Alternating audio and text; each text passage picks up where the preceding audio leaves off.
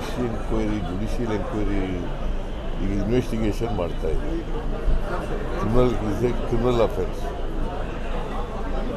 Criminal offence ಅವರು judicial enquiry ಮಾಡಬೇಕು ಅಂತ ಯಾಕೆ ಕೇಳ್ತಾ ಇದ್ದಾರೆ?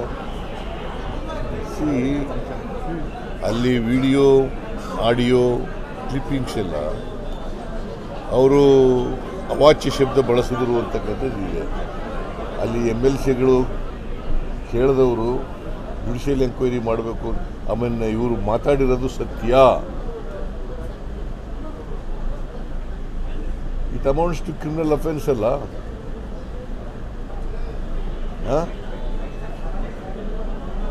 ಈಗ ಅವರು ಒಬ್ಬ ಸೀನಿಯರ್